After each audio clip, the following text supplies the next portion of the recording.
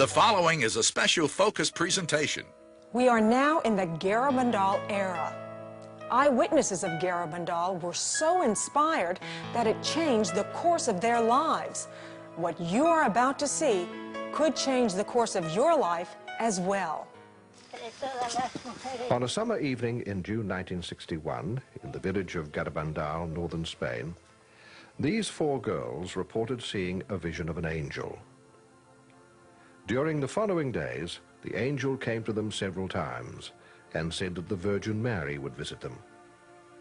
She had an important message and warnings for the world. These visions continued for 4 years. The girls learnt that if mankind did not change its ways and lead a holier life, then a dreadful chastisement would be unleashed.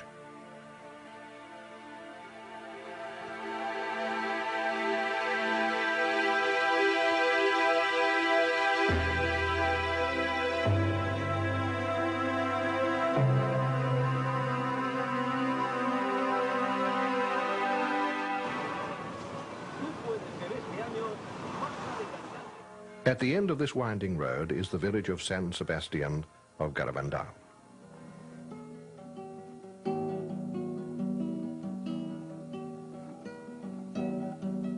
In 1961, this was an isolated community of 80 homes and 300 inhabitants, who for centuries had led an unchanging existence.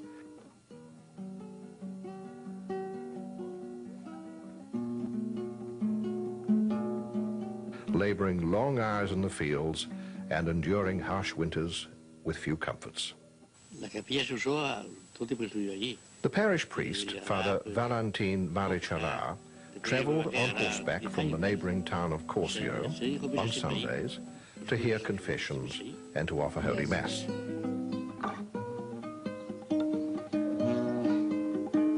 The origins of the village are obscure. One thing that has marked it out has been its unwavering devotion to the Catholic faith.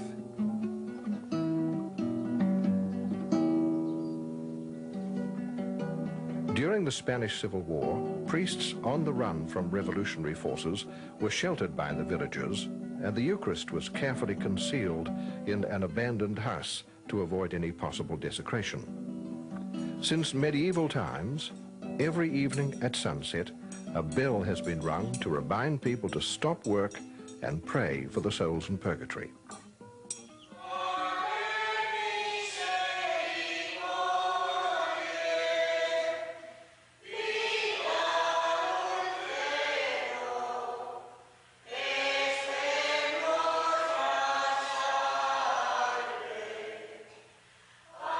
For the last 500 years, the Rosary and Litany devotions to the Virgin have been prayed every evening in this church of San Sebastian, the patron of the village.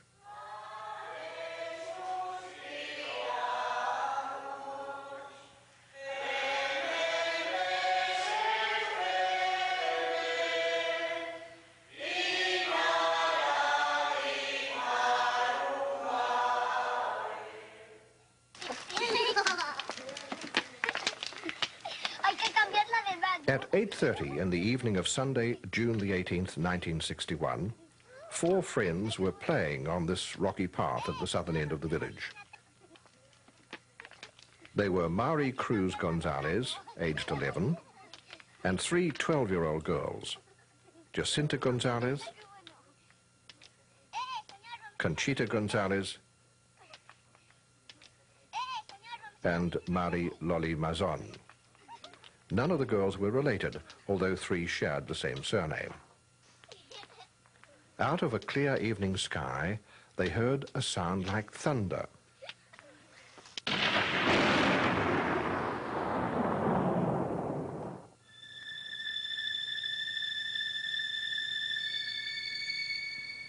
Suddenly, Conchita fell on her knees, her head tilted back, startling the other three children. Thinking that she was ill, they were about to run to get her mother when the same thing happened to them.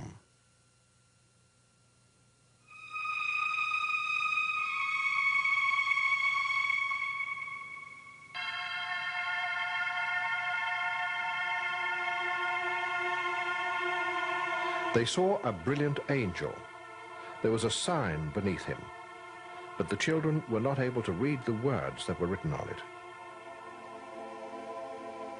Over the next 12 days, the angel appeared to them several times. Then on July the 1st, he spoke to them for the first time, saying that he was Michael the Archangel, and that on the following day, Sunday, the Blessed Virgin would appear to them as Our Lady of Carmel, and would tell them the meaning of the words that were written on the sign.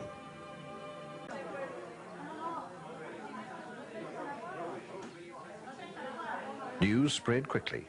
Many priests were among the visitors who joined the villagers to witness the great event.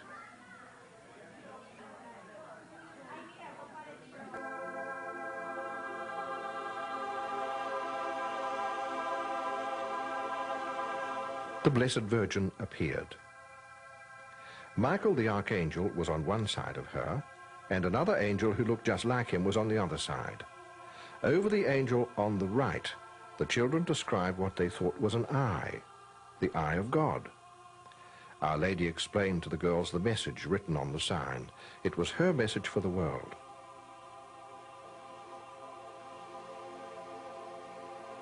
We must make many sacrifices, perform much penance, and visit the Blessed Sacrament frequently. But first, we must lead good lives.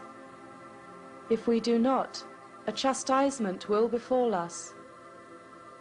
The cup is already filling up, and if we do not change, a very great chastisement will come upon all humanity.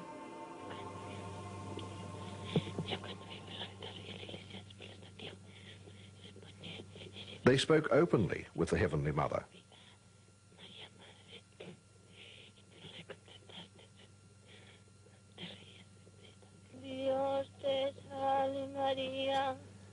This is a recording of Conchita praying the rosary during an apparition, slowly, as she had taught the girls to do.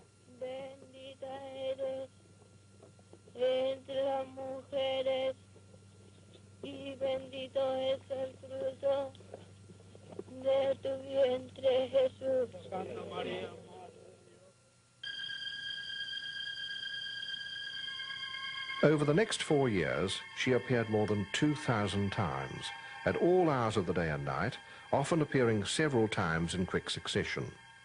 Sometimes she carried the infant Jesus in her arms. The girls' visions were preceded by 3 interior calls, which they described as 3 joys. On the 3rd call, they would run to meet our Blessed Mother and, crashing to their knees on the jagged rocks, would enter into a rapture. Their heads were thrown back, the pupils of their eyes dilated, and their faces serene.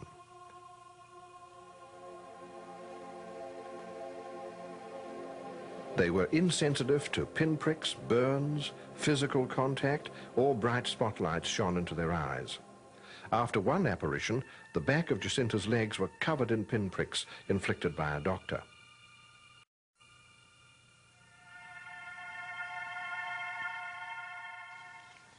Pepe Diaz was the local builder and was among those who helped to protect the children. I saw a doctor trying to lift Conchita off the ground during one of the apparitions. All he could do was to lift her onto her toes. She was already standing. Others tried, but no one could lift them. But the girls in ecstasy would lift each other up to kiss the Virgin, but we couldn't. As the apparitions continued, new phenomena began to occur. When the girls were in ecstasy, they were different. Sometimes they would walk so fast over the ground, we just couldn't keep up with them. They were too fast. They would go one way, then suddenly another. Often we were out of breath. Sometimes they were going so fast, we thought they were going to crash into the walls of the houses. We were perspiring so much. The girls were so cool. They showed no signs of perspiring.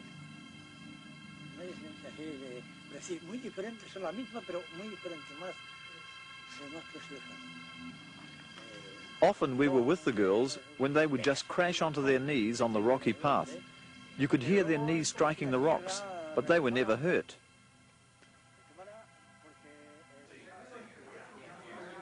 The girls also began to make spectacular falls in their ecstasy. Sometimes they would fall straight backwards, stiff as a board, without using their hands to cushion the fall. And they would levitate. And this day I saw Lolly in the floor, completely in the floor, and suddenly went up. And her father told me, take your stick and pass it through her. I took the stick and passed it. And she put her, when she was like this, she put her skirts down. I passed it through, and there was nothing. There was air down her. She was like this and with a face that I couldn't explain. She was beautiful.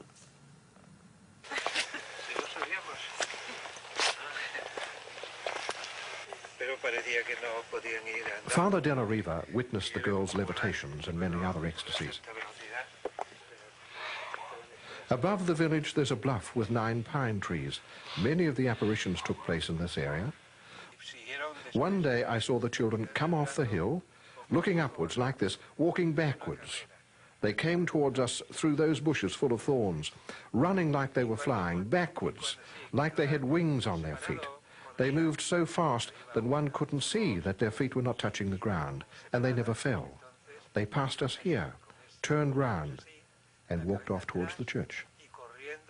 I saw them coming back from the pines, and nothing, and they never fall down, never. And they were going back, like this, and they walk, and they run, they were there, and nothing happened to them, never. People would often place holy objects, such as rosaries, scapulars, medals, and wedding rings on a table. The girls would then offer these to Our Lady for her to kiss.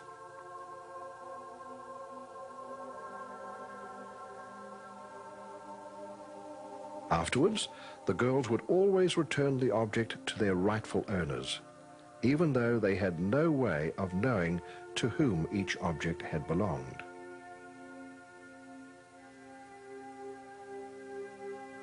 The Virgin told the children, "Through my kiss on these objects, my son will perform miracles, wonders, and prodigies."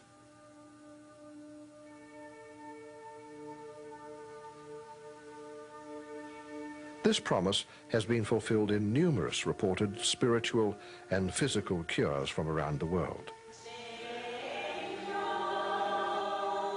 To confirm the supernatural character of the events, St. Michael told Conchita that on a certain date, the invisible communion he'd been giving the girls would become visible on her tongue.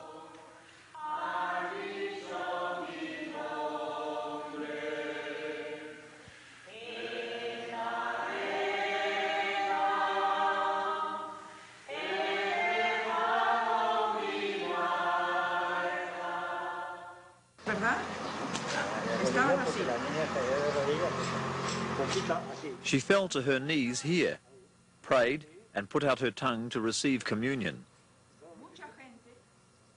Her tongue remained bare. There was nothing there. I was only inches away from her face, then suddenly a host appeared on her tongue, just like you receive in communion. It was a beautiful white host. And suddenly the host started swelling up. It was moving. It was swelling. I can't remember now. It must have been 2 or 3 minutes it remained on her tongue. Then she closed her mouth and swallowed the host. The large crowd was packed around and pushing and shoving. Everyone wanted to see Conchita. Everybody wanted to take photographs. In their urgency to see, they ripped off my shirt. I was pushed onto the ground. I nearly lost my trousers. I managed to keep them up. The people were so excited. They were saying, "Miracle! Miracle!"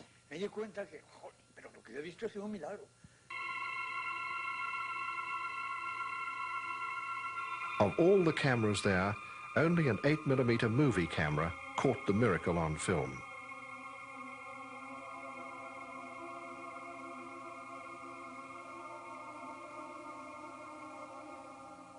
And joining us now, an eyewitness to the apparitions in Garanbandal, Maria Sirocco. Thank you so much for being with us. Oh, thank you for inviting me. I know you're not feeling well, so we're going to, just bear with us during this interview. Well, actually, I don't feel too bad right now. Okay. It's my voice. That's the Okay. problem. All right, you need to cough, go right ahead. Maria, you also run the St. Michael's Garabandal Center for Our Lady of Carmel in Pasadena, California. That's right. Because this is really, for you, this is a lifelong devotion, something that you feel that you've devoted your whole life to. This Spreading is my this life. message. It is your life. It is my life. It's a second chance that God gave me because I spent too many years ignoring him. And Garabandal has brought the light of God into my life. And hopefully it can extend out to the others that I tried to contact. Right. And when I give slide lectures, that they too will receive the light and the grace to fulfill the message that our Blessed Mother came to this earth to give us. Now, in our first interview, we talked about the background of Garabandal and how it began and some of the messages. It's been some 42 years since Garabandal occurred. Let's talk a little bit about what's been happening with the 4 children who were involved in this, the 4 children who say they saw the Blessed Mother and heard from her. Give us a rundown of what they're doing these days. First of all 4 of them are married. The youngest, Mary Cruz, lives in Spain. She's a grandmother already. Wow. The other 3 live in the United States. Conchita, the oldest, lives in New York, and she too is a grandmother. Loli lives in Massachusetts, and Jacinta lives in California. And their children are not married as yet. But Loli right now is very, very ill, terminally ill. With cancer or? No. No? For the past 15, 16 years, she's had lupus. Oh. And then on the exact day of our Blessed Mother's first apparition, on July 2nd, she was diagnosed with pulmonary fibrosis in the final stages. Oh, wow. Well, people would hear that and think, well, wait a minute, these kids were especially blessed to see the Blessed Mother. Why would that occur? Why would she have to go through this kind of suffering? Couldn't the Blessed Mother just reach down and say, look, let's ask Jesus to heal you? Well, our Blessed Mother didn't promise that they were going to live a charmed life. Mm-hmm. As a matter of fact, she told Loli that out of the 4, she would have one trial after another for the rest of her life. Why? And this had to be offered for the sanctification of the priests. And I've known this girl since she was 16 years old, since I went there the first time on June 18, 1965, mm-hmm. when St. Michael appeared with Our Lady's final message. And I've known her very, very well. And I can tell you, her life would give the worst soap opera on television a run for their money, because she has had one trial after another. And how does she deal with those? How does she shoulder all those crosses? It's hard. In other words, there are also times when she says everything looks very dark. There's no light. Mm-hmm. Her faith is on the line. So she's tempted to get angry as well, like everybody does. I'm sure of that. And depressed. Uh-huh. And depressed. She not only has physical suffering, but she has mental anguish, terrible mental anguish. And thanks be to God, she has a wonderful husband who supports her in every way. And very strong in the faith. But no, I've seen the suffering. Let me finish. Let me tell you something, Mary Lou. Okay. When there's so much to tell you about what has happened in this girl's life, she's walking parallel, her suffering, like the church. You know, the Blessed Mother told these 4 girls in the beginning, the day would come when they would contradict each other and even deny that they had seen her. And they couldn't understand why. Why? When we're seeing you. Mm-hmm. And our Blessed Mother said, yes, it's going to be because you're going to pass through the same confusion as the church. Mm. What confusion? At that time, there was no confusion.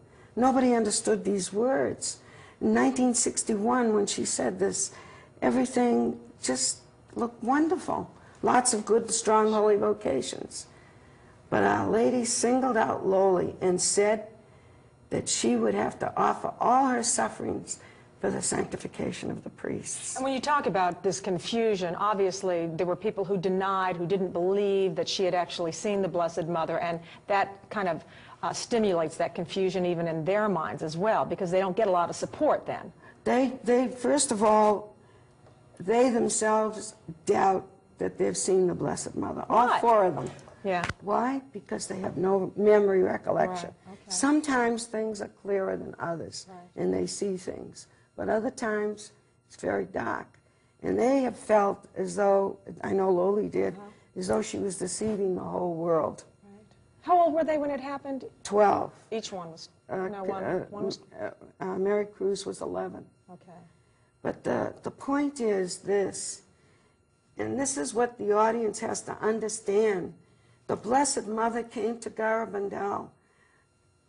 Yes, she came as a mother, loving, sweet, tender, to show her concern for her children who had taken the wrong road. But she came as a teacher to remind us about the truth of our faith, because she knew that down the road our faith was going to be on the line and even lose our faith. And because of that, now we start to live worse than the pagans. No, our Blessed Mother knew that, and she tried to prepare us.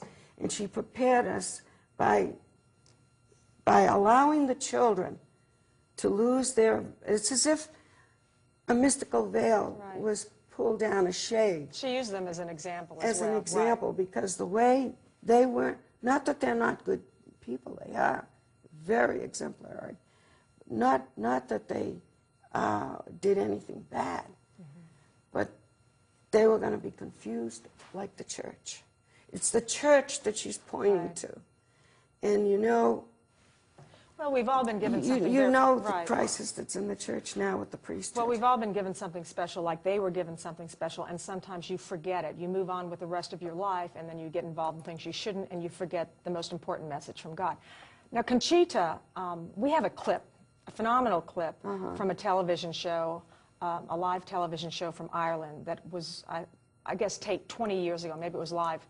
It's on tape now, but it was aired live 20 years ago in Ireland, and Conchita was on it. And it's very rare because they don't give interviews, still to this No, day, they correct? still, they don't like to at all. Well, Not this at is all. a very old tape, so we They are ha- going to they put really have- subtitles on this. But really, really have to persist in getting them to open up and talk. Okay, well, we're going to roll that for the audience right Okay. now. We're going to put subtitles on it so that they can understand her more clearly. But I think it's really interesting. I think they'll really like that. Let's look at that now. Okay. Can I start first of all by asking you, you were all about 13 years of age when the apparition started. What did the Blessed Mother look like? She looked beautiful. Her beauty is gives us a lot of confidence the soon we see her. And did she wear the same sort of clothes that we are normally accustomed to? She had white dress and blue cape, but the dress is long. Yes. What was the reaction of your parents at the time when you first started to talk about the apparitions? The first day they don't believe, but after see us in ecstasy they believe. And am I right in understanding, Conchita, that wherever the 4 of you were in Garabandal, in separate houses or out playing separately and so on, you got the call at the same time? Yes. We had some kind of feelings inside called llamadas, but we are in different places, we are the calls in the same time. And what was that feeling that you got? We never can explain the feelings, but the feeling is making us go to the place where the Blessed Mother wanted to see us, or she wanted we see her. And that was a place called the Pines, is that right? In different places. The first time we see her is the place is called La Calleja. There's sometimes in the Pines, in different places, in the front of the chair too. And how many apparitions were there altogether during the 2 or 3 years? I don't remember, but a lot of times. A lot of times? Yes. Yes. Now, what did you talk about to her? We talk about, the first time we talk about a lot of things, but when we see her, it gives us a lot of confidence. People give us messages, we give it to her. We say the rosary with her too. And was there an angel with her at the beginning, or every time, or what? The first time we had apparition is one angel. The first time we see her, the angel coming with her, then she coming all alone. Now, the last apparition, she gave you a message, a full message. Yes. Yes, and she gave you this in Spanish. Yes. Would you say the message for me in Spanish?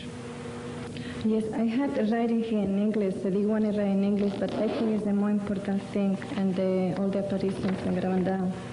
Do you like to read in English? I would like to hear it in Spanish first. Yes? Yes. I want to read in Spanish, but making me so nervous to talk in the camera. Yeah. The message, the angel gave it to us, but the Blessed Mother tell him, give it to us.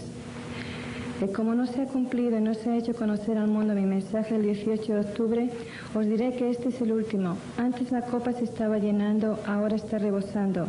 Los sacerdotes, obispos y cardenales van muchos por el camino de la perdición y con ellos llevan a muchas más almas. A la Eucaristía cada vez se le da menos importancia.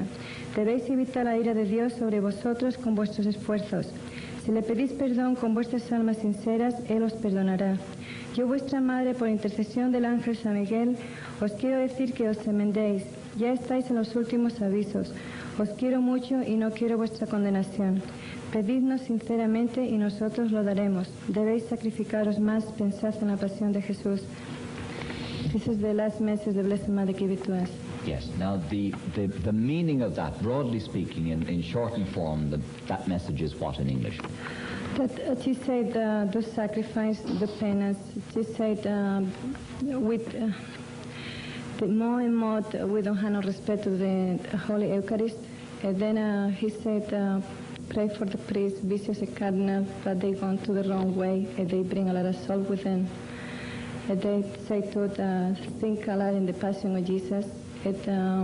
Ask to Jesus forgiveness with sincere heart, but he want to forgive us. Now, what will the miracle eventually be? The Blessed Mother say one miracle gonna happen, but only I can say 8 days before.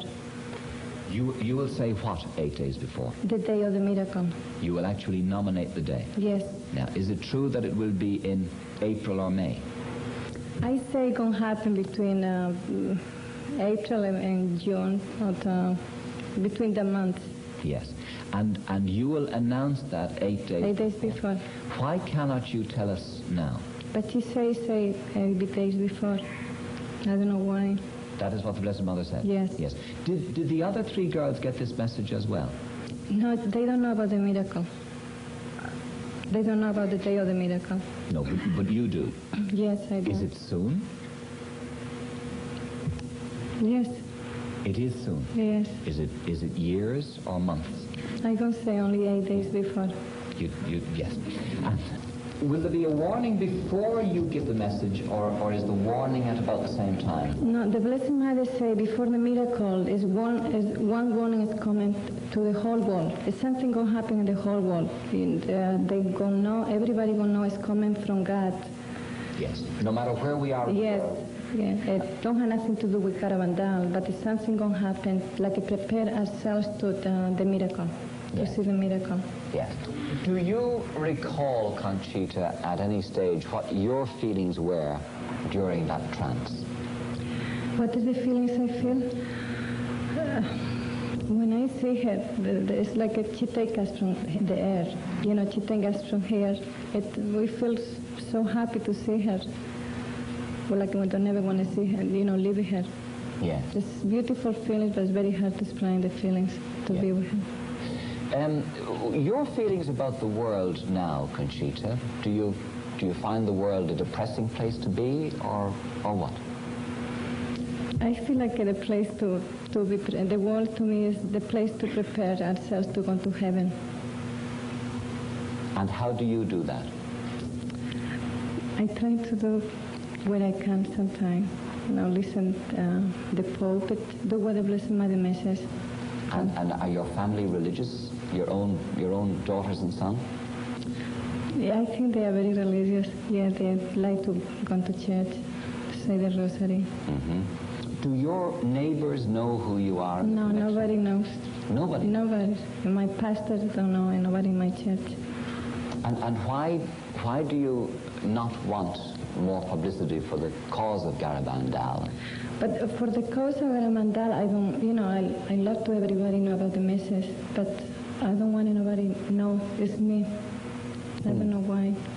Maybe for my children, they go to school, I don't want to. Do the children know? No, today they asked me, why you going to be on TV? I said, I don't know. You said you don't know? Yeah. And where are they? Yeah, outside. They are here with you? Yeah. The three older ones are here? Yes. Yes. And well, they know after this, surely. I don't know, I tell them pray for me. and if they don't know that you are one of the ones who was involved in Garabandal, but they do know about Garabandal, they have heard about it, surely. I don't know, but in my house we never talk about Garabandal. I had a holy hour in my house. We never talk about Garabandal there. And around me, we never talk about that. For this, maybe they never hear it. And the other three girls are in America. Do you make any contact with the other three girls? I talked to one, Jacinta, in California, but we never talk about Garabandal either.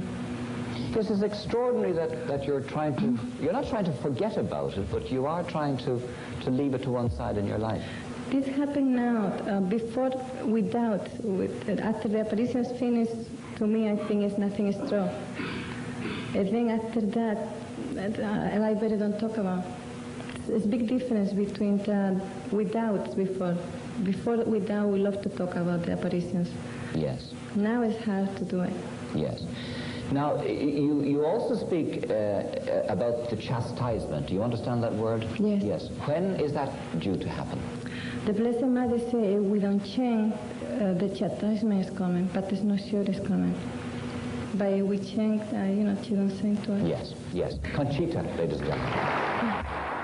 You know, Maria, when I look at that, what sticks out in my mind the most is when she says, that was 20 years ago, I don't know what's happened since, that her children knew nothing about what happened to her when she was young. The people in her area, in her church, knew nothing about it. That shows she still says her children didn't know anything. I mean, there's a humility in that as well, but I guess there's also a protective factor. But as the host asked, you would wonder, don't you want to go out to the streets and scream this message because you know of some of the horrible things that might occur in the world and that it's important that you put your own desires and your fears aside for that? How do you respond to that? Because that's what I'd be wondering. No, because she really doesn't have any recollection. I mean, if you're a person with amnesia, I mean, all the people in the world aren't going to convince you to do something if you can't remember it. Right. They know what the people saw. They remember what they said, but they don't remember what they saw. And she remembered bits and pieces. For example, she said that part of the message was that the priests would lead souls astray, basically. That wasn't her message. That was the Blessed Mother's message. Right, the Blessed Mother's message to her.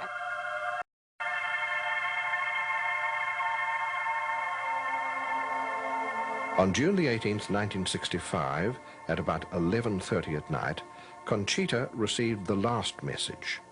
It was filmed by Spanish television.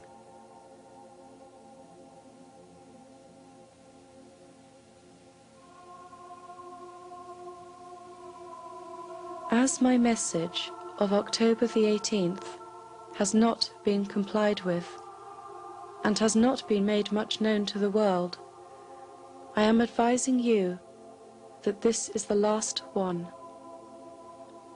Before, the cup was filling up. Now it is flowing over. Many cardinals, bishops, and priests are on the road to perdition and are taking many souls with them. Less and less importance is being given to the Eucharist. You should turn the wrath of God away from yourselves by your efforts. If you ask His forgiveness with sincere hearts, He will pardon you. I, your mother, through the intercession of Saint Michael the Archangel, ask you to amend your lives. You are now receiving the last warnings. I love you very much and do not want your condemnation. Pray to us with sincerity, and we will grant your requests. You should make more sacrifices. Think about the passion of Jesus.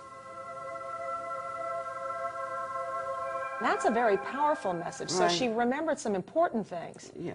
Well, she knows the message, all right. They know the message. All four of them know the message. There's no problem with that. It's what they're not remembering is seeing the Blessed Mother. Mm-hmm.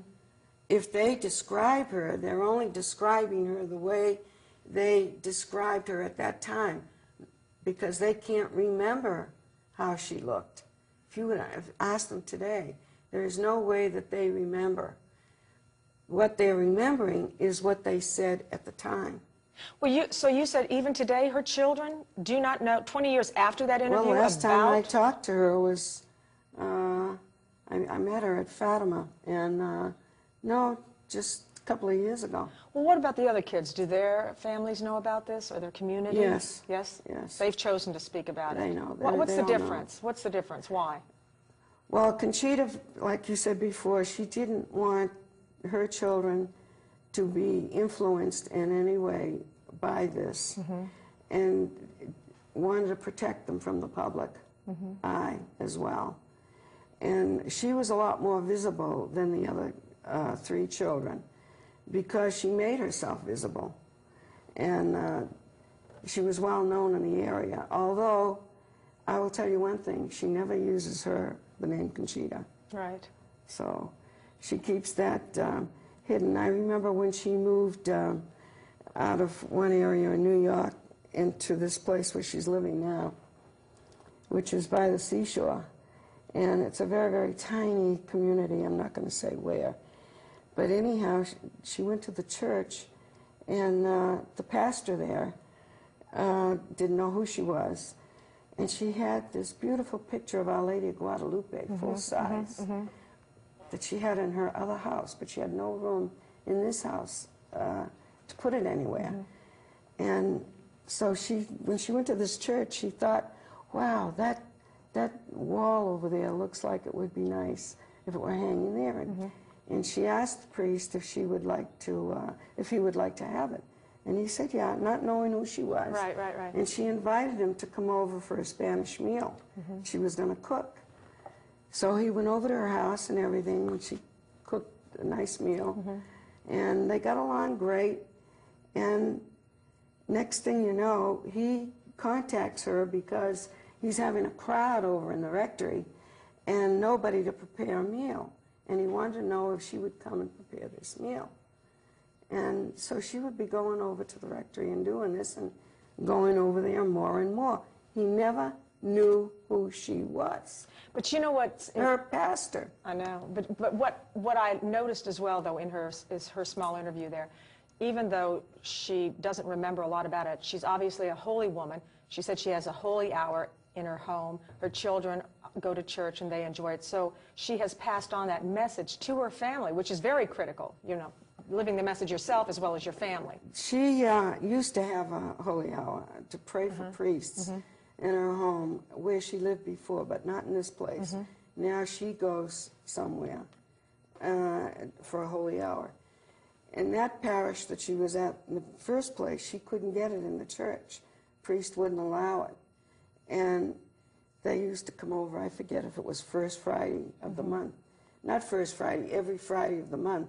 But on the first Friday, she said, no, you don't come here, you go to the church and make your holy hour over there. And if anyone ever walked through the door and decided that they would like to ask her a question about the apparitions, she'd show them the door. Please leave. Please leave. You come here to pray. You don't come here to talk about the apparitions. Because that's the message, to pray. She was also given a veil that belonged to Padre Pio. The veil, the first veil, excuse me, The first veil that covered the face of Padre Pio when he was waked, when he was in his coffin, was given to her, yes. It was given because of Padre Pio had this message for her, and the idea was when he died, she was in a state of shock like the rest of the world, because they thought he was going to be alive to see the big miracle. Right. But Our Lady said he would see the miracle from wherever he was at.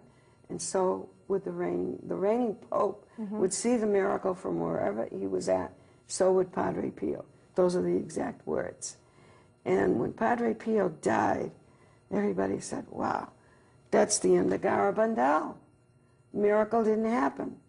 Well, when the priest sent word for her to meet him at Lourdes, because he had a message from Padre Pio, who was now already dead, he presented her with this veil. And first thing Conchita wanted to know, how come he died when the Blessed Mother told me he was going to see the miracle? And he said he did see the miracle before he died. And there was no way that they would have sent the veil to Conchita, given her this veil, if they thought she was a fake or a fraud. Right. Let's talk now about what is occurring in the world today and how it relates to what took place in Garabandal 42 years ago as we sit here in 2003. It was a message about the church and some of the problems within the church. It was a message about the world. And now here we are standing at the possible brink of war. And how does that relate? How does what's happening in our world today, let's talk about the war part first, relate to the message of Garabandal? Well, for it to relate to Garabandal, we have to go back further. We have to go back to La Salette, Lourdes, and Fatima. Fatima, our Blessed Mother, laid everything on the line for us. She told us step by step everything that was going to happen if we didn't do what she came to this earth to tell us to do, to help us pray the rosary every day, the first Saturdays of the month, for the conversion of Russia. If we didn't change our lives, pray for poor sinners who had no one to pray for them, who were falling into hell. Well, if we didn't do all these things, what did she say? A worse and more terrible war would come. It did come. World War II, 30 million people dead. We didn't listen to her at all. But what I want to say is, it's not over, because she said if we didn't do all these things, there would be terrible persecutions of the church. The good would be martyred, and the Holy Father would have much to suffer, and certain nations would be annihilated. Is that what we're waiting for? Are we talking about the U.S.? Do we know specifics? Certain nations. She didn't name those nations, but we know how it's going to end, because she said, in the end, not in the middle, not 3/4 of the way, in the end, Russia will be converted, and my Immaculate Heart will triumph, and there will be a certain amount of peace granted to the world. We're walking a perilous path right now, right now. Are you scared to death about the possibility of us engaging in a war? Terrible. You're terrified? Does that terrify you? Terrible. But I know it's still, even though it's so terrifying, I still have a lot of hope. A lot of hope. Hope in what? In being able to reach enough of people to tell them about this so that they can turn their lives around.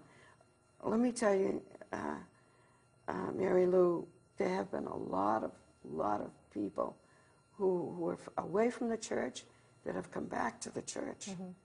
You know, you've mentioned that so many people have come back to their faith. They've left the life of sin, right, and they've turned their lives around and come back to God. But unfortunately, with this pedophile situation, people who would never have thought of leaving their faith, even those who have not been personally traumatized by sexual abuse by a priest or a nun, those people are so angry at the way they perceive the church has handled it that they're leaving and they're falling out and they're not giving money like they used to. What do you say to them? Because that's a very serious situation too. They feel wounded to a degree.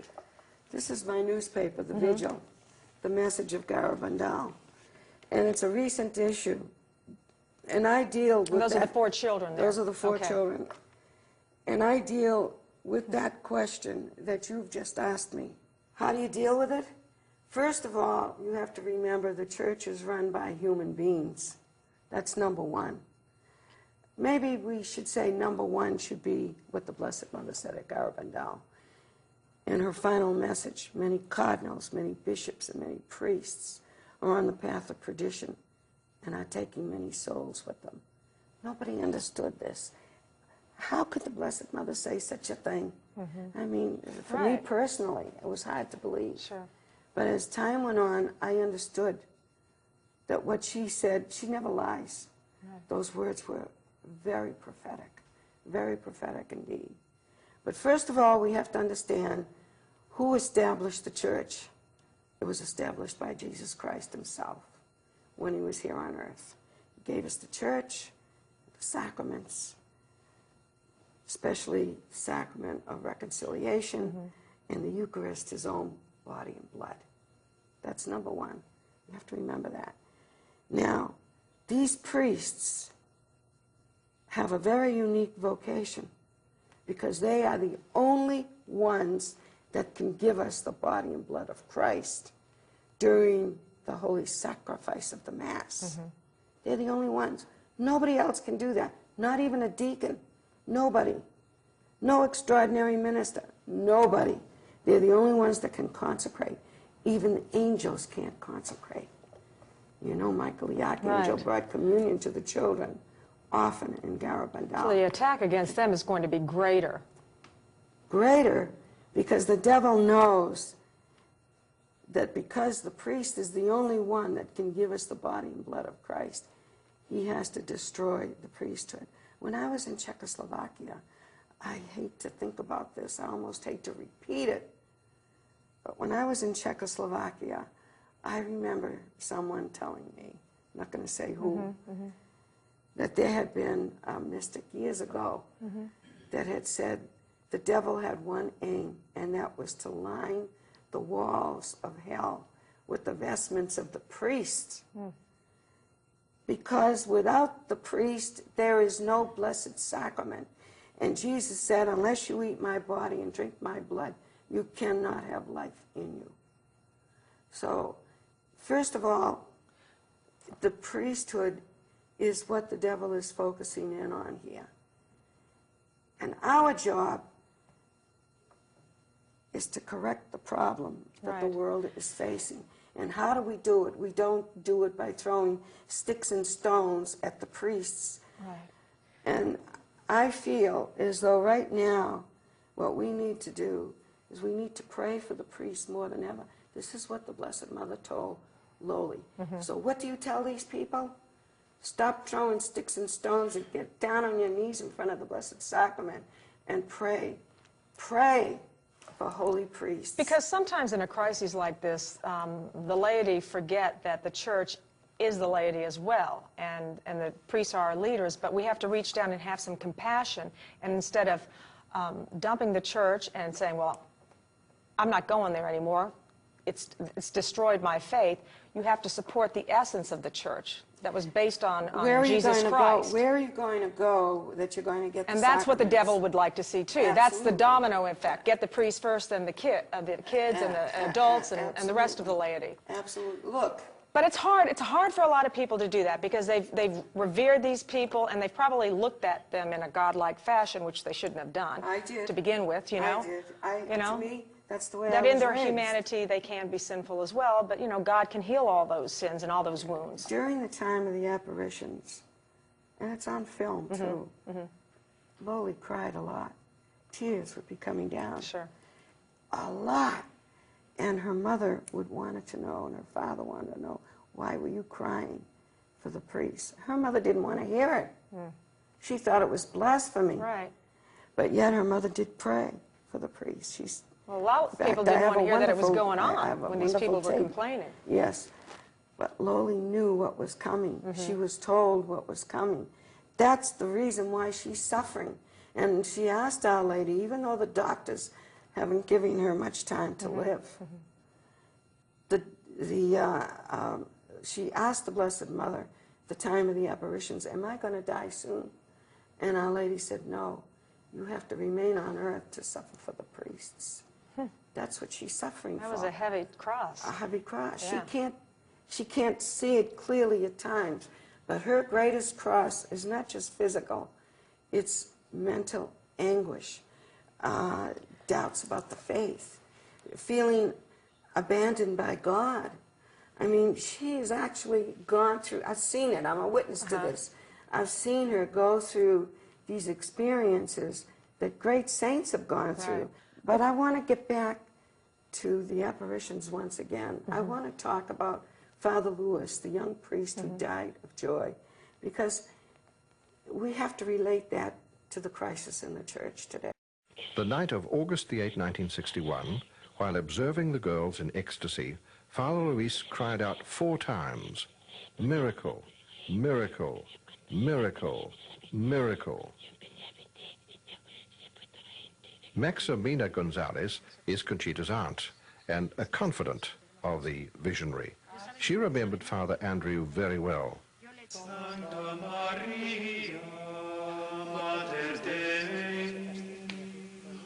What a beautiful Mass, he said, the last day he was in the village. After this Mass, Marie Cruz came into the church in ecstasy. A large crowd followed her. They were very noisy. He was trying to listen to her conversation. He was kneeling next to her, in front of the statue of Our Lady of the Rosary. Later that night, they climbed to the pines, and Father followed. All of a sudden, Father put his arms in the air and shouted, "Miracle, miracle, miracle, miracle." Later, I asked my niece Conchita what had happened, and she said, all of the time they were seeing the vision, they were seeing Father Andreu.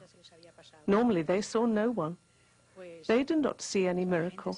They only saw the Blessed Mother. Our Lady told the girls that Father Andreu saw the future miracle. Later, he left the village with friends. On the drive home that night and into the next morning, he told the driver and other friends with him, "What a beautiful present the Virgin has given me. Oh, what a sweet and lovely mother we have in heaven. Today is the happiest day in my life." Without ever being ill, he made a coughing sound, he lowered his head and died.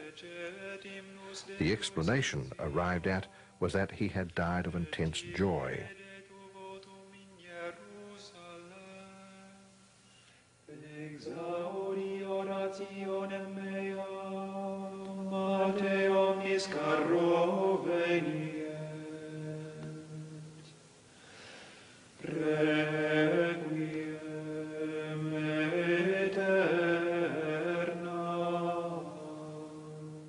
But what I want to say is, why was he singled out? Why did the Blessed Mother single out this priest? The death of my brother was also a kind of mystery for me, because he was not really sick. The sickness they may have is that anybody else they may have, sometimes flu or things like that. And then his death was a surprise for everybody. I asked some of doctors, friends of mine, and then they say, I don't know. We don't know. Well, of course, heart arrest, that's what they decided. Everybody dies of that, on that. And my brother, of course, he was a heart arrest, that's the death. But really, it was really impressive, not just for me, but for everybody, because he was speaking normally and plenty of joy, and then in a matter of 1 minute, he passed away. I believe that my brother was really happy at the moment of his death. His last words were, "This is the happiest day of my life." There's going to be a warning. We don't know when. Worldwide warning. We don't know when. Loli's the only one that knows the year, regardless of where you are. You can't go and hide in the forest, in the desert, in the mountains, or in a cave, or under the ground. There is no place that you are going to hide. The warning is going to be a very terrifying event. It's going to happen in the sky. It's going to be something that every person on this earth will experience at the same moment, at the same time.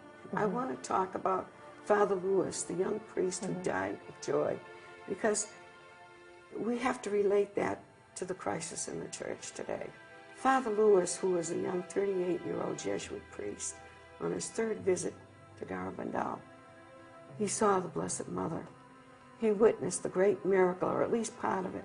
When she came to live with me in 1972, I said, "You're not coming here as a visionary, you're coming as a daughter." Right. The messages of Garanbandal are prophetic messages for the world, given to us to prepare us for their fulfillment. With this two-part special, Garanbandal, Then and Now, you too can witness the entire miraculous experience. See the actual footage from Garanbandal, including the visionaries in never-before-seen ecstasy. This astounding video set is yours for just $35. Hear the entire story of Garanbandal from an actual eyewitness, Maria Sirocco, Nothing is a coincidence. That should say something to people. who was so inspired by Garanbandal that it changed the entire course of her life. She explains why the messages are even more relevant and urgent today, given the current state of the world and the church. This video also includes rare, actual footage of the miracles of Garanbandal. You can own the entire collection, Garanbandal, Now and Then, and Eyewitness Garanbandal for just $50. Remember, these videos have been produced for you, so you can judge for yourself the importance and relevance for your life and for the world.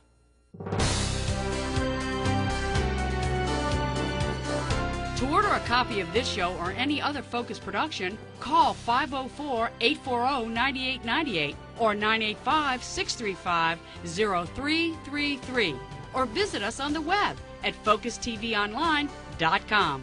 Focus would like to thank you for your kind donations. Your gifts and generosity make an immediate difference in the lives of many through these Focus programs. It's your contributions, however small, that make this show possible.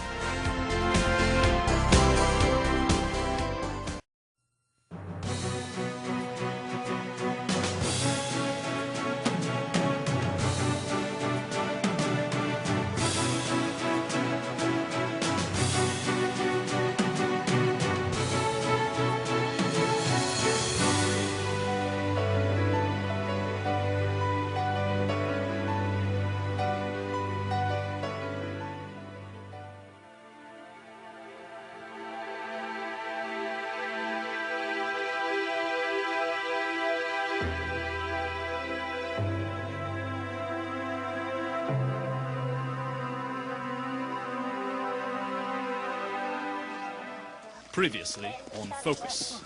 On a summer evening in June 1961, in the village of Garanbandal, northern Spain, 4 girls reported seeing a vision of an angel. The angel came to them several times and said that the Virgin Mary would visit them. The Blessed Virgin appeared. She had an important message and warnings for the world. If mankind did not change its ways and lead a holier life, then a dreadful chastisement would be unleashed. On June the 18th, 1965, at about 11:30 at night, Conchita received the last message. It was filmed by Spanish television. 2 of the many priests to witness the events of Garanbandal were Father Luis Maria Andreu, a 38-year-old Jesuit professor of theology from Una in Spain, and his brother, Father Ramon.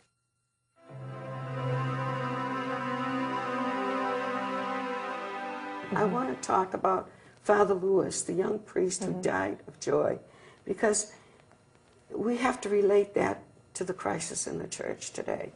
Father Lewis, who was a young 38-year-old Jesuit priest, on his third visit to Garanbandal, he saw the Blessed Mother. He witnessed the great miracle, or at least part of it, that we're waiting for. And he died on his way home of total joy, total joy. Our Blessed Mother had told him, "You will soon be with me." His last words were, "This is the happiest day of my life. What a sweet and lovely mother we have in heaven." You know his body is going to be found incorrupt on the day after the miracle. He is now in Loyola in a tomb, in there with another priest. Where? In Loyola, Spain. Okay. But what I want to say is, why was he singled out? Why did the Blessed Mother single out this priest? She loved it when all the priests came there. I mean, she'd give them girls messages for them. The first day I went up to the mountains, my brother Luis with me. For him was, I think, the second time, but for me was the first. At one moment, Loli and Jacinta, in the little area of the pines, they enter in ecstasies. I was looking at them, transformed the face, very beautified, and as a proof, I ask inside of me, if that is true, please, that one of the girls come out of the ecstasies. And at that very moment, one of the two came out of the ecstasies. And the other one said, "Why did you go out?" And ask him. And then we didn't hear the answer of the vision. But then I started again asking another proof. If that is true, that this girl enter again in the ecstasies, automatically enter in the ecstasies. So I turned to my brother Luis and I said, "Luis, be careful with what you are thinking, because here the transmission of the things and thoughts is immediately done." And that was my first experience of things that impressed me, of course, in this area. The first time I went up. After that, I stayed there for weeks, several weeks, and I saw a lot of many other things, but I would have no much time now to explain them. They are written in the books. Our Lady showed special care and attention to every priest who came to the village. The only one to see the future miracle was a priest. The girls were told by Our Lady, "A priest is more important than an angel." The children were told if they meet a priest and an angel, they were to greet the priest first. The children were given the ability to recognize priests who came to the village in ordinary clothing. Nearly every time the Virgin appeared to them, the children were told to pray for holy priests. They had the ability to know when a visiting priest was in serious sin, and this was so that they would make more sacrifices for them. Marie Lolly was told by our Blessed Mother that she would suffer much in her life, and to offer the suffering to God as a sacrifice for priests.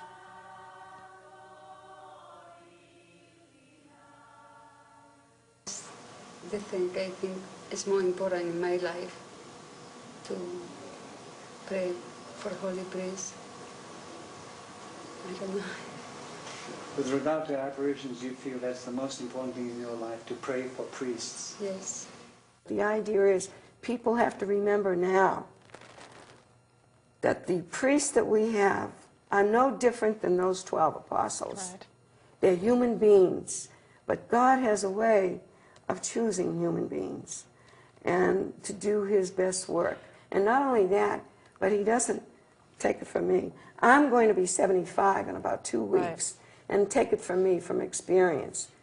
God has a way of going to the trash bucket and picking out the people that he wants to use. Because it also shows that, as we're going to see, the church will not collapse. Despite this, God will overcome, and his message will overcome. No. Let's talk. Jesus said, not even the gates of hell will prevail against the church. I will be with you all days, even unto the end of the world. Because you can never fully destroy what God started. And the Blessed Mother did tell Loli, in a certain moment, a certain time, It's going to look like the church is finished. Priests are going to have a very hard time to talk about holy and divine things. And it's going to be very difficult for them to offer. But it's Holy the beginning Mass. of a renewal. She sometimes. called it communism. Right. That's what she called it. So is it a continuation of Fatima? Absolutely. Absolutely. Because there is a union between those two sites. Absolutely. There's going to be a warning. We don't know when. Worldwide warning. We don't know when. Loli's the only one that knows the year, not the date. Do we She know what knows kind the of warning? year. Yes, we know a lot about it. What is it? The warning is going to be a very terrifying event. It's going to happen in the sky. It's going to be something that every person on this earth will experience at the same moment, at the same time, regardless of where you are. You can't go and hide in the forest, in the desert, in the mountains, or in a cave, or under the ground. There is no place that you are going to hide. 4 great supernatural events have been prophesied at Garabandal.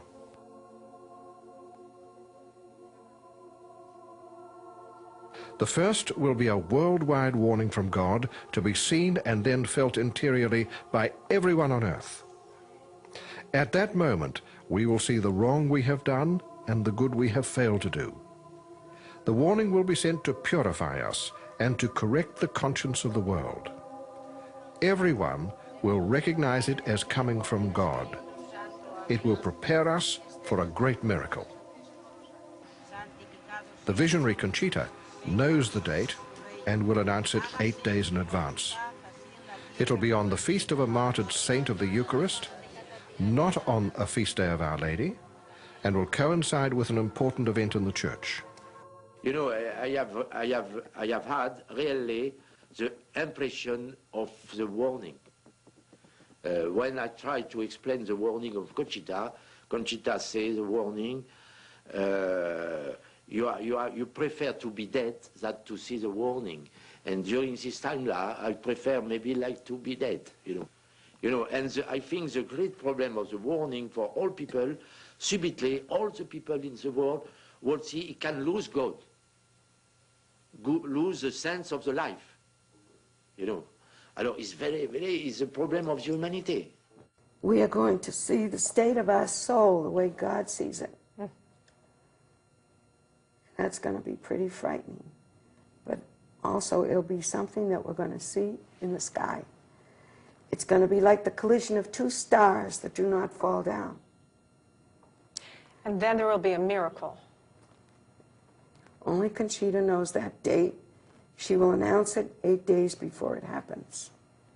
It's going to happen in Garabandal, at the place of the pine, not in the place of the pine grove, up over it. All those either in the village or on the surrounding mountainside will see the miracle by looking up over the 9 pine trees on the hill above the village. The sick who are present will be cured. The non-believers will believe. As long as you can see that area from wherever you are, along the mountainside, in the village, you will be a witness to the miracle. Do you know what that's going to be, though? The miracle? No, I do not know what it's going to be, but I know the effect.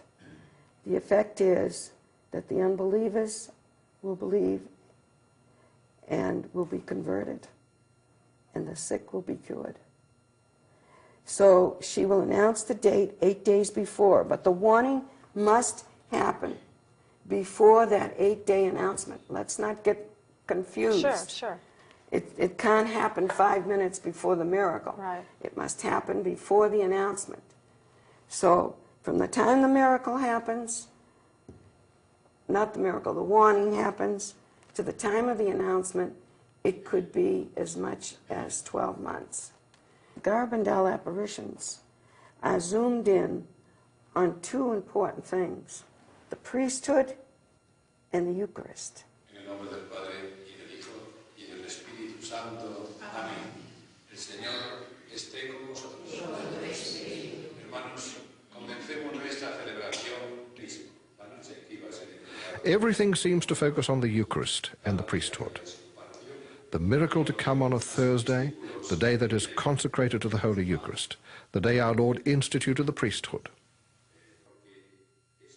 Because they go together, hand in glove. And what kind of a miracle is it going to be? We don't know. But following the miracle, there'll be a perpetual sign that will be left in Garanbandal in memory of it. Something supernatural, never before seen upon the earth, can be filmed, photographed, and televised, and not touched.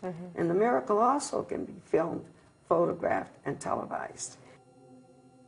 The body of Father Andrea, who witnessed the miracle, will be found incorrupt the day after the miracle. The third major event will be a permanent, visible sign which will remain as a reminder of the miracle at the Pines until the end of time.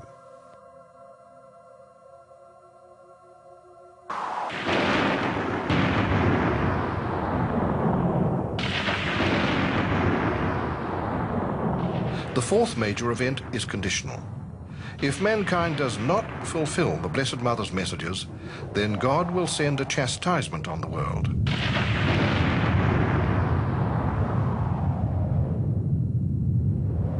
Conchita, Mariloli, and Jacinta were shown the chastisement.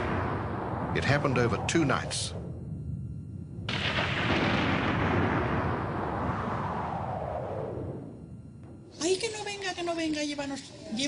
They started screaming. Their hands were raised in the air, saying, "Please, don't let it come. Don't let it come. Take the children first. Give the people time to confess." A visiting Franciscan priest, Father Felix Elizalde, said, "Let us pray 10 Hail Marys to the Virgin of Sorrows." The minute we started praying, the screaming stopped, and the girls were saying, "Let it not come."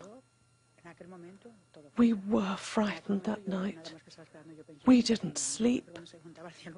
We stayed at the Pines that night. All 300 of us villagers went to confession, all except 2 men. After these 3 major events, if the world hasn't changed, then the chastisement. What about the permanent sign, though? What about it? What is that going to be? Well, there are a lot of comparisons. Conchita herself has compared it with a column of smoke never before seen upon the earth, because you can't touch it. It's also been compared to a rainbow. That's something you can film, but you can't touch. So we just have no idea. But it's something never before seen upon the earth. Right. Now, as far as the chastisement goes, that's why I'm here. This is why I have a lot of hope, that if we get enough people to live the message and make it known, and everyone has the responsibility to do their part. And Our Lady did promise that if we did our part, she would reward everyone. But if we don't change, this chastisement that comes is more terrible than we could possibly imagine. It won't have anything to do with wars or revolutions or the hardness of men's hearts. It'll come directly from the hand of God. Well, you know, when you listen to what you're saying, obviously people would say, well, after all those wake-up calls, you'd have to be a fool not to believe and not to turn your life over to God if you hadn't already done that. Because ultimately that message, it's a very scary message when you hear it like this. But the message of Garanbandal is not meant to be scary. It's meant to be a message of hope, one of love, is it not? For me, that's what it is. I mean, obviously we need to be scared into action sometimes because of, you know, our inaction and our lack of faith. But God really is trying to do this because of His love for us, to turn mankind back to God, to right our lives. He sent the Blessed Mother to this earth to give us the message of faith, hope, and love, and conversion. What was this message? We have to make a lot of sacrifices. We have to do a lot of penance. We must make many visits to the Blessed Sacrament. But first of all, we must be very good. The chalice is getting full. And if we do not change, a very great chastisement will come upon all humanity.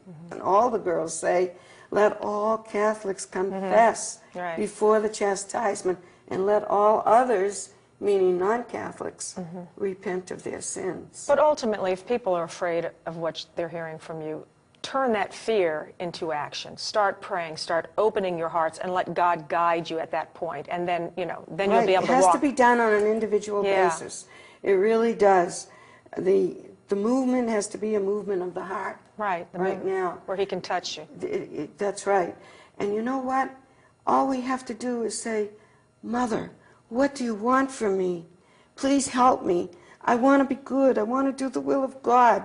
Please help me. And Jesus is not on the cross waiting to hit us over the head with a big stick. All he wants us to do is say, Lord, forgive me. I'm sorry for anything I ever did to offend you. I know it's my sins that nailed you to the cross. That's another thing. We no longer recognize the evilness of sin. We don't recognize it anymore. And this is another thing that the worldwide warning is going to do. It's going to correct the conscience of the world. How long will it last? I don't know, but it comes to prepare us. It's a purification to prepare us for the great miracle, which will be the greatest miracle that God has ever performed for mankind. So that warning is ultimately a gift of grace to us. Yeah, a tremendous Another gift of grace that we've been given. Gift of love, and all God's waiting for is for us to say, Lord, help me to do your will. Help me to do your will. There's nothing we can give God. Right. Nothing. Just ourselves and our love. The only thing we can give God is to renounce our own free will. The gift that he gave us in life. Renounce your free will and say, Jesus, I want to do only your will. And you know, Jesus said something at Garanbandal. Anyone who's disposed to do my will know what my will is. Who did he say that to? He said that to Conchita in elocution. In elocution. Yeah. Okay. What is the status of Garanbandal in the eyes of the church? Right now, it's no different than it was the last time I was here. The status is that they just say that it's natural. They're not calling it supernatural. Because if they call it supernatural, that means they approve. And they can't approve until the prophecies, the major prophecies, take place. But what has happened since I was here last was Bishop Del Val, the bishop who appears in the video, Garanbandal, the eyewitnesses, passed away. The bishop of the diocese, Bishop John de Valgaro, witnessed 3 of the apparitions when he was still a young priest, and served briefly on the diocesan commission set up to investigate these events. After he became bishop, he set up a new investigation in 1988. I needed to do a personal investigation because the responsibility demands this of oneself. So I had to do something about it, because I thought it was something serious that had happened in Garanbandal. It seemed to me that because it was so serious, I had to find out for myself exactly what happened in Garanbandal. The results were brought to the Holy See, to the Sacred Congregation for the Doctrine of the Faith. That is where you have to take things like this. So that is where the documents are. They were given to Cardinal Ratzinger. ¿Es el mensaje de Garanbandal teológicamente correcto y de acuerdo con las enseñanzas católicas? Yo creo que sí, que es teológicamente correcto. The messages are theologically correct, yes. But one of the details bothers me, like the one that many bishops and cardinals are walking the path of perdition. It seems to me to be a bit severe. The messages do not say anything that is against the doctrine of the Church. The apparitions have never been condemned. The previous bishops did not admit that the apparitions were supernatural, but to condemn them, no. That word had never been used. For sure, I consider the messages important because they are important in the area where it is similar to Lourdes and Fatima. It is important for us Christians to live what the messages of the Blessed Mother are saying. If we consider that she could have said this, but I'm not saying that she did, since this would be admitting that the apparitions are true, and I cannot do that, because the Church has not yet said so. The Church is the one that has the last word. The bishop removed all the restrictions on visits to the village that previous bishops had imposed on priests. I don't remember exactly the date. It was done step by step. I told the pastor to start removing the restrictions, and then it was just announced publicly. It was about 6 years before I retired in September 1991. And guess when he died, was buried, his wake, on the anniversary of the last apparition, November 13, this past November 13. Nothing is a coincidence. That should say something to people. Yeah. In 1966, Conchita was called to the Vatican by Cardinal Ottaviani. At that time, she met Pope Paul VI, who, during his conversation with her, said, "Conchita, I bless you, and with me the whole Church blesses you." This cannot be interpreted as an approval of Garanbandal, but his statement is not without significance. There is no doubt in my mind everything prophesied here will happen. The warning, the miracle, and the permanent sign. The Virgin Mary was here. It was supernatural.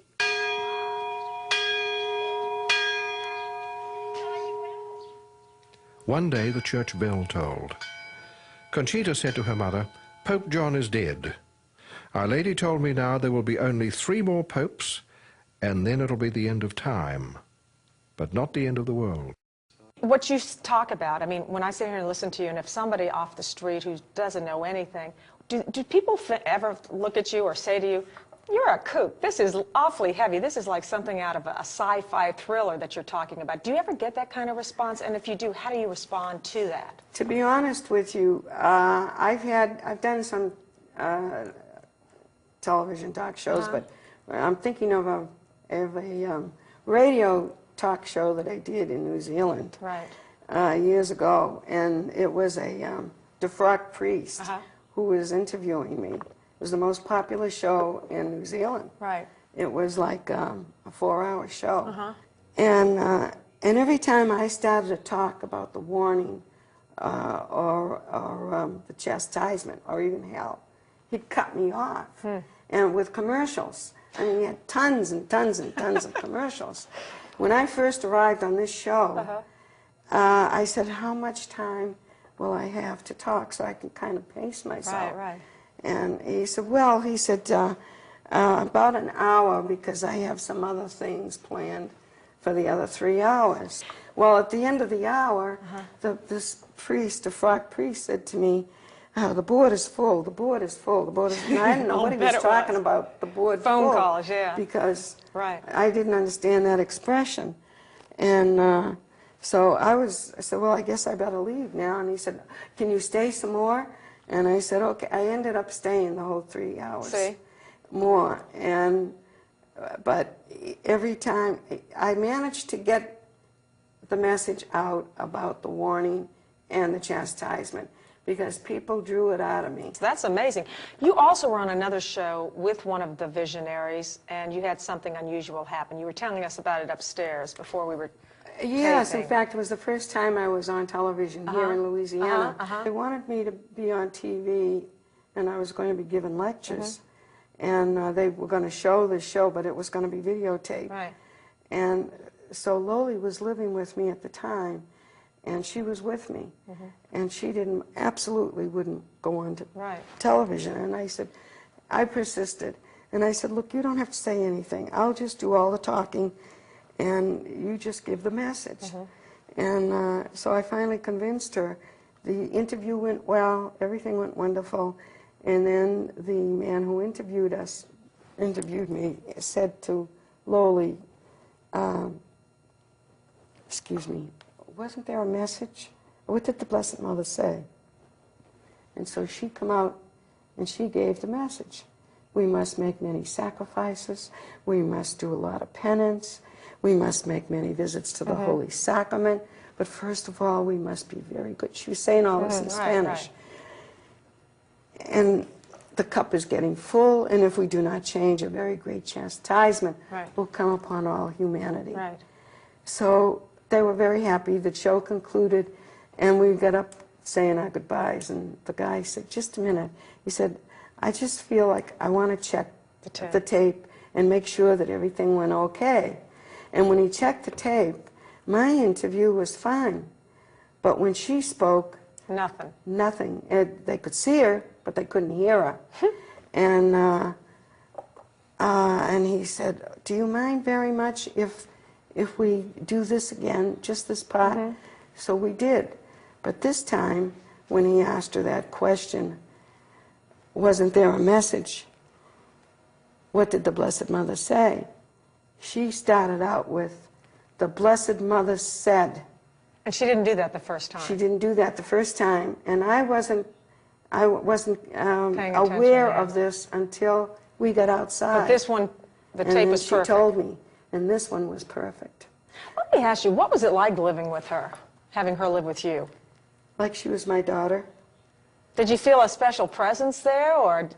I told her in the first place, in the beginning, you know, I'm saying things I don't normally tell people. Yeah. I don't know how that slipped out, but anyway, when she came to live with me in 1972, I said, you're not coming here as a visionary, you're coming as a daughter. Right. And you're going to be treated just like if you were my own daughter, not like a visionary. Are you a nice mom? I was a nice mom up until a certain point when she broke the rule, went out on a date, and she came home 45 minutes late. Oh, gosh. This is what the guy she married. That's good to know. She had a deadline. What'd you do? What she did, they went to a play. Yeah. And some reason or another, neither one of them liked this play, and they sat through it because the tickets were so expensive. Right, right. And by the time they got out, because it was kind of far from where I lived, he brought her home 45 minutes late. I was so angry. Oof. Oh, I was scared because she had a deadline. She had to be in the house at a certain time. What'd you do to her? What did I do? The first thing I did was him. I said to him, because he used to come only on weekends. Yeah. And how old were they at the time? She was, and they were in their 20s. Okay, okay. Early 20s. Oh, so they were young adults. But anyway, he only used to come on weekends, pick her up 7 o'clock in the morning, and then bring her home. I forget what the deadline was, if it was midnight, I think probably. You know, like Cinderella. Yeah. And I felt he was a very, very good boy, young man. I really did. Well, when she didn't come home, like he always used to bring her home on time, right. I was worried. I sent my husband out looking around. I didn't know where to look, maybe fast food places or something. And finally, when they came in, you know, I'm not a person that gets angry very easily or upset. I think I'm a patient person. And when he brought her to the door, the first thing I said, because the next day he was supposed to come and get her again, was Sunday. I said, don't bother to show up here tomorrow. She's grounded. I don't want to see your face. I told him that. And after I shut the door, she started crying. I didn't want to hear any excuses. I said, you could have called me up if you were going to be late. You could have let me know so I wouldn't be worried. After all, yes, you're in a strange country. Right. You don't even speak English. And you know, she's crying and crying and crying. She must have cried herself to sleep. And the next morning, he didn't come and get her. But I forgot that the following day was a holiday, Monday. And so sure enough, he showed up on the holiday, 7 o'clock in the morning. What did he say to you? He was okay, but by that time I had cooled off. Right. I understood that after I heard her story. Yeah. But the next day, when I sat her down, I said, we're not going to have any of this. And I said, not at all. And these are the rules. She was, what, 20, something like that, 22, something like that. These are the rules here. Boy. Oh, yeah. That's absolutely, I mean, that's the way it was with my own son. She was very special to me. Yeah. And she did do things that showed me what a humble person this girl was. So she was a great role model for you as well. She was. She said a lot of things that I knew how to be inspired and touched by God, and in the way that she said it, and yet her values were so wonderful. And that was a great gift for you then to have her there. It was a great gift. Oh, it was an enormous gift, and I try to figure out how come me and all this, but I really think it was because the Blessed Mother knew I wasn't going to treat her like a visionary. Yeah. You know, that I was just going to treat her like a normal person. Like a mother would. Yeah. That's great. And she married this guy. She was the well, only that's guy good. That's the good news. in this country that she ever went out with. Oh, okay. And he was just nuts about her. He's still nuts about her. And he is, let me tell you, Mary, though, he's the saint of the family. Oh, I'll bet, having to deal with all that. He's the saint of the family. I was showing you my Garanbandal necklace that my friend Noreen Von Swell gave me, but you have an unusual one on as well that looks like a rosary. This is Mary Lowley's first communion rosary beads that were kissed by the Blessed Mother. And at all my lectures, everyone has an opportunity to kiss the rosary. Our Blessed Mother promised, with the things that she kissed, that all those who wear them with faith and confidence will do their purgatory on earth, the purgatory they would do ordinarily after death. Well, lucky you. Yeah, I'd rather do it here than someplace else. When I die, I want to go straight up. Yeah. But she also made another promise that Jesus will do great miracles, wonders, and prodigies by means of her kiss. People would often place holy objects, such as rosaries, scapulars, medals, and wedding rings on a table. The girls would then offer these to Our Lady for her to kiss.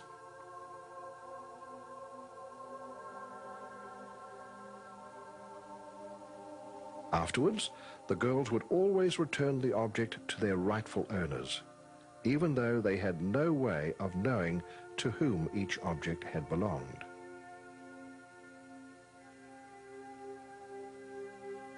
The Virgin told the children, "Through my kiss on these objects, my son will perform miracles, wonders, and prodigies."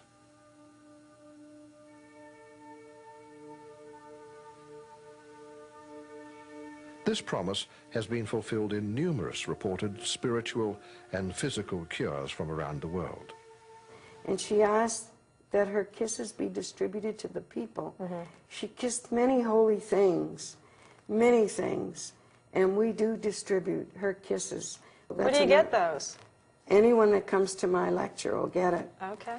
Also, we mail out one little plastic round medallion that has the kiss on it as well, and it says, "Kissed by Our Lady of Garabandal." There have been so many healings, physical, mental, spiritual.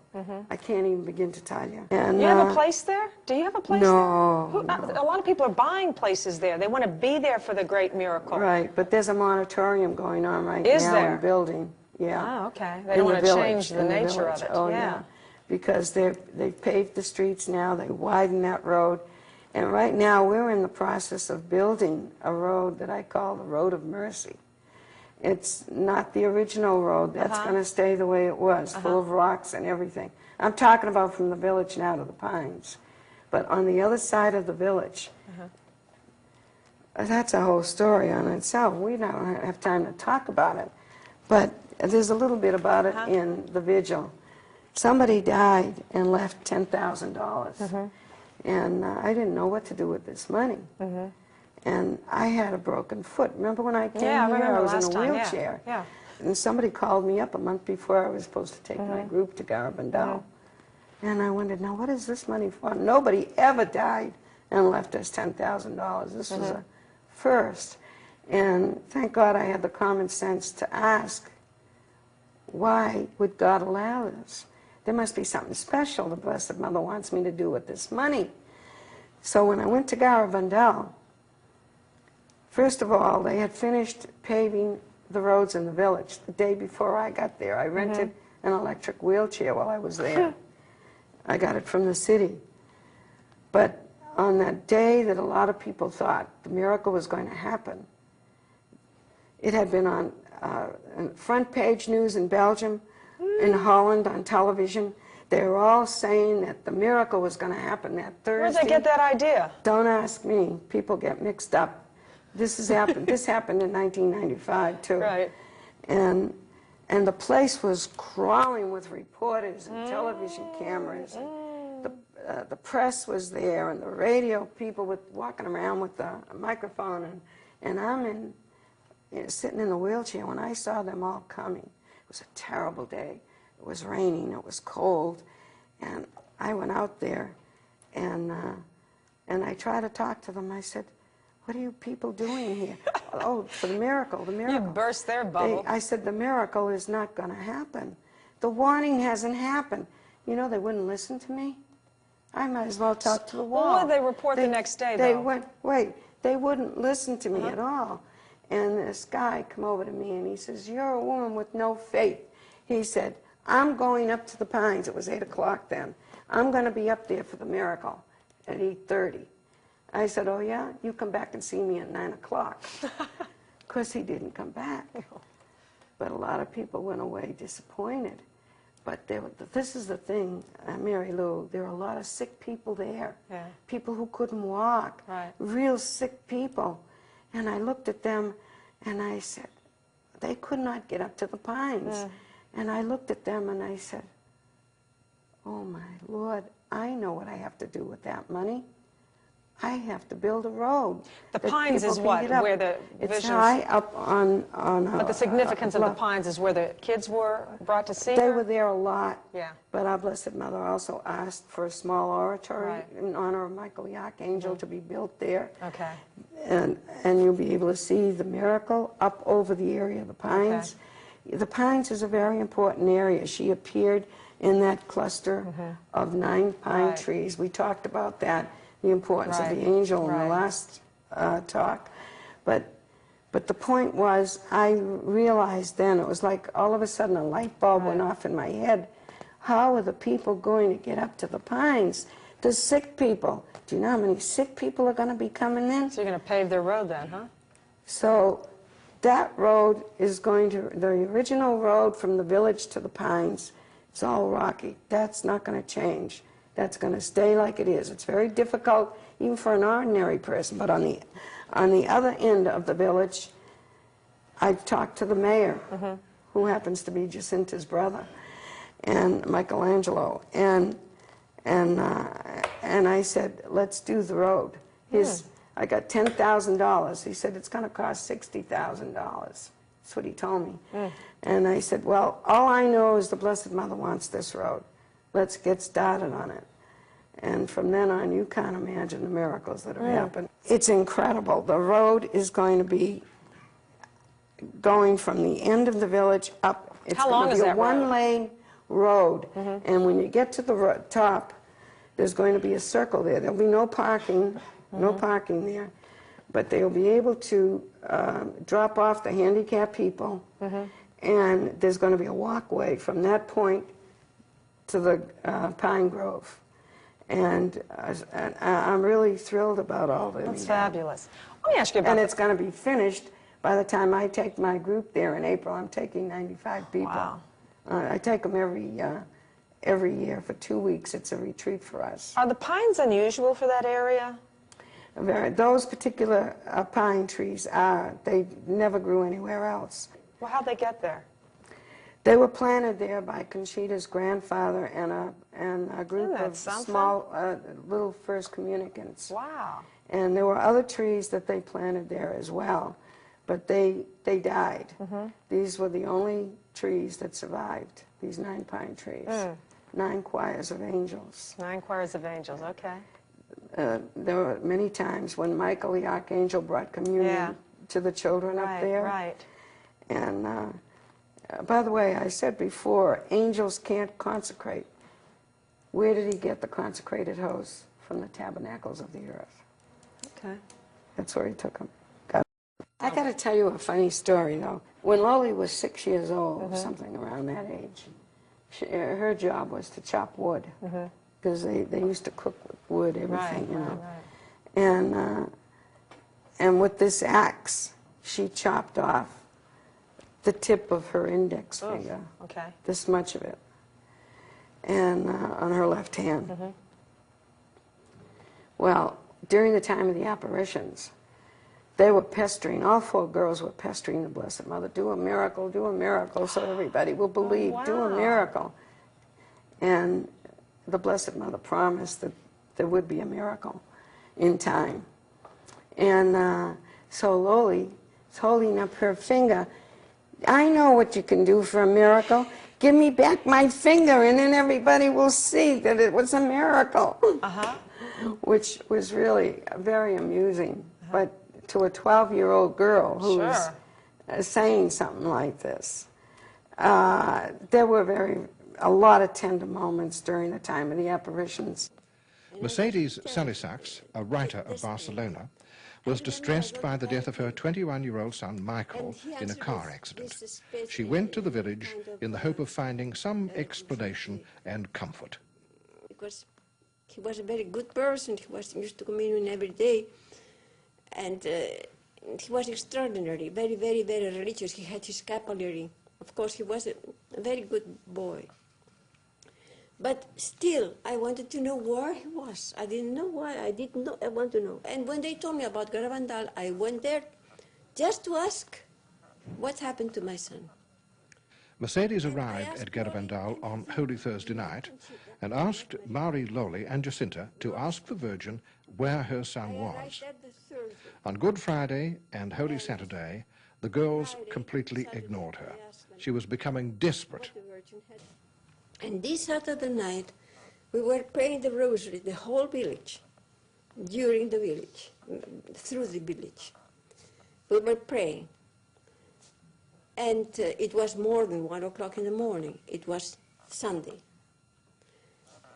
And one of the ladies who were with me said to Loli, who was in her side, "You know something about this poor lady that is so suffering so much?" And she said, "Yes." "And you can tell her, I can tell her on Sunday." "But we are in Sunday." She said, "Ah, you're right. So you go and tell her, because she's suffering too much." And I remember that Loli came running from me, and she said to me, "The Virgin said that your son is in heaven." So I took Loli, I embraced her, and I was the most happy girl in person in the world, because, and then we finished the rosary together. And I asked her, I don't remember if I asked her the same day or the next day, what did she, how it happened, and what did you say about me? But I didn't finish the name Miguel. I said, he said, "Oh, the Virgin said that Miguel is in heaven." And she said, she promised me so. And I said, "And how do you know her name is Miguel?" "Because the Virgin told me." "And why did she tell you?" "Because I asked her, who is Miguel?" And she said, the son of this lady. The Blessed Mother let them hold the baby Jesus in their arms. They'd pass him from one to the other. And when the priests asked them, well, what did he feel like? They expected the children to say, well, he felt like my baby brother. Right. But they didn't say that. Well, there was no weight to him at all. Light is there, yeah. There was no weight to him at all. And then the Blessed Mother starts kissing them on the cheek. I mean, this is a mother who, she's very fearful for us. I guess she didn't get her finger back, though. No, she didn't get her finger back. She didn't. But let me tell you another thing. There was a woman from the city that went there. She had had a baby. The baby was only a few months old, baby boy. But the boy was born, baby was born with some kind of a problem with his eyes. And he would never really see properly. And she came to the village with this baby, and she kept asking Loli, ask the Blessed Mother if they'd cure my son, the baby. And when Loli went into ecstasy, believe it or not, she took the baby from the mother's arms and held the baby up to the Blessed Mother with the sweetest look and says, cure this baby, cure this baby. And then she returns the baby to the woman. Of course, Loli's not aware of people or anything. Right. She's really not aware, even she's only doing what the Blessed Mother tells her told her to do. And right after the ecstasy, the woman wanted to know, what did the Blessed Mother say? Will she cure my son? And Loli said, yes. What else did she say? She said, well, go over to Conchita's house and she'll give you more information about it. And so that's what this lady did. Baby's going to be cured at the time of the miracle. Oh, I see. So in the meantime, this man, this little baby grows up. He's about more than 40 years old now, right? This was in 1961. He's, what, 42, something like that. Yeah. Anyway, it turns out that as he got older, the mother kept bringing him to doctors. And they decided they were going to do some surgery on him. I don't know how many surgeries they've done For on what this. ailment, though? I don't know. Okay. It's a condition where the vision is not good. Okay. It's very bad. All It's right. very poor. I don't know if he's near blindness or what. And so she goes back to the village after all these surgeries and everything. And Conchita said to her, I told you the surgeries weren't going to work. He's not going to be cured until the day of the miracle. Because that's what the Blessed Mother said, that he would be cured on the day of the miracle. Okay. The miracle that's still up. I had something special to tell you about Father Louis. Father Louis Andreu died the day on his way home. Right. Well, did you ever read the book or see the movie called Alive? About a group of rugby team of young men that were, that plane crashed in the Andes. Right. So, the meantime, all the mothers back home were all praying that these boys would be found alive. Right. And one of the mothers, somebody had returned from a trip, and they opened up, when they opened up to empty the suitcase, they found a little medallion that had the little kiss of the Blessed Mother in it. And it said, Our Lady, in Spanish, Our Lady, kissed by Our Lady of Garabandal. Well, they didn't know who this Lady of Garabandal was, because they lived in Europe, I think it was Uruguay, if I'm not mistaken, or Paraguay, one of those countries. But the mother, two mothers, began praying to Our Lady of Garabandal that their sons would be found alive. Well, their sons were found alive. They never lost hope. Those two boys were two that were found alive.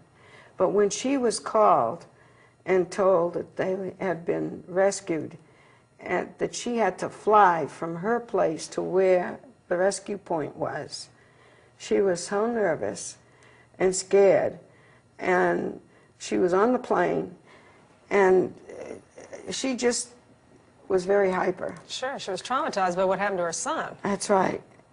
And she saw this priest sitting in the plane, and he's reading an English newspaper. And she said, I think I'll go over and I'll talk to the priest and ask him to pray for me. And so she went over and she said, Father, she said, I'm one of the mothers of the boys that crashed in the Andes, and they called me to tell me that he's alive, and I'm awful scared. Will you pray for me? And she said, I've been praying to Our Lady of Garabandal. And he said, oh, I know about Garabandal. I saw the miracle. And he talked to her in Spanish. Wow. Perfect Spanish. But he's reading an English newspaper. Well, I'm telling you, it could only be one person So it's an apparition of the priest, then? Father Lewis was on that plane. It was an apparition. It was a mystical thing. Because when she got off, she didn't see him anymore, did she? No. No. No. Huh. But he was, she didn't know who he was. Right, no. No. He said, oh, I know about Garabandal. But I guess he probably thought I saw the miracle. Well, I have made contact with someone that I met, and I wanted to go there myself and interview her and show her a whole bunch of pictures of different priests and see if she could single him out. Right. But she's very sure that she's not going to remember what he looked like. She could only remember that he spoke perfect Castilian Spanish and he was reading an English newspaper. Now, Father Lewis was a linguist. Knew a lot of languages. He knew a lot of languages. He was perfect in them. If you remember, after he died, he came to the 4 girls. They didn't see him, but he was teaching them how to say the Hail Mary in different languages. Greek, Latin, French, everything. Why? Because he was a linguist. And they would repeat the words in ecstasy as though they were following the instructions of the teacher. Something? That is something. Amazing stories. That we haven't even touched the... Well, we're going to have to do it again next time. Yeah. Oh, Mary Lou, thanks that was wonderful. so much Thank you for so much. inviting me to come. Thank what you. A privilege No, thank to you. be here. And God willing, a lot of hearts will be touched. Oh, absolutely. Conchita, Mari Lolly, and Jacinta married Americans and now live in the United States.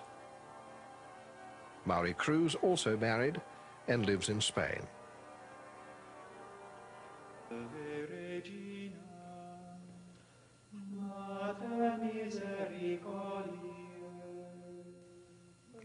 On September the 12th, 1962, Mari Cruz had her last ecstasy, and in January of 1963, the visions also ended for Mari Lolly and Jacinta. Only Conchita continued to have visions, but they were fewer and further apart. The last apparition was on the 13th of November 1965. It was a special apparition during which our Blessed Mother kissed religious objects. Our Lady told Conchita, "I have come not only for your sake, I have come for the sake of all my children, with the desire of bringing them closer to our hearts."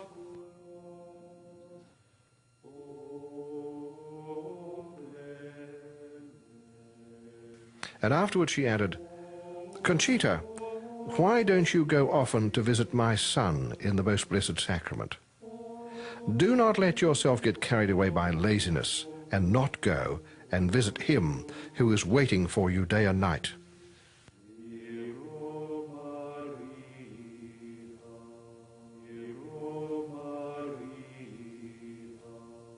Always remember, the warning, the miracle, and the permanent sign will herald a new era for mankind.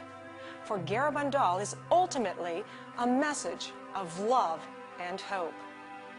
I'm Mary Lou McCall. God bless. We hope that you have enjoyed the program you have just seen. We wish to reiterate that these are only private revelations. There is no claim that they are formally approved by the Church. They merit only the approbation given by you according to the merit of the character of the person. And therefore you are able to give whatever decision you wish and credibility you wish. Thank you very much. I'm Archbishop Hann.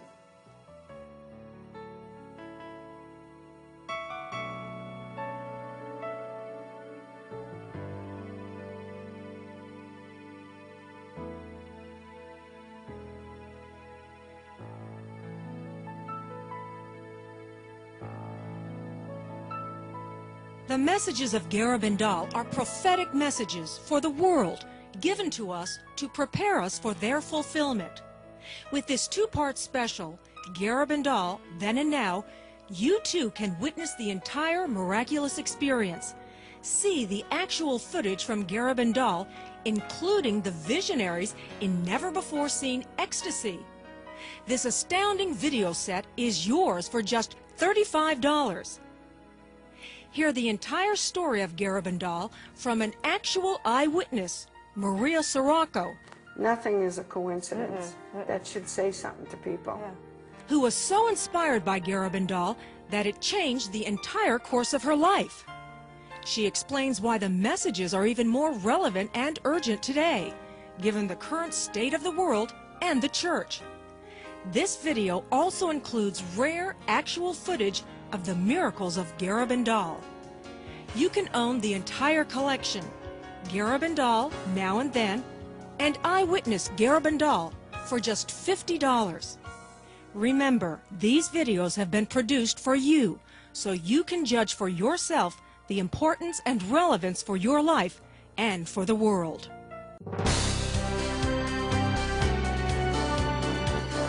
To order a copy of this show or any other Focus production, call 504-840-9898 or 985-635-0333 or visit us on the web at FocusTVOnline.com. Focus would like to thank you for your kind donations. Your gifts and generosity make an immediate difference in the lives of many through these Focus programs. It's your contributions, however small, that make this show possible.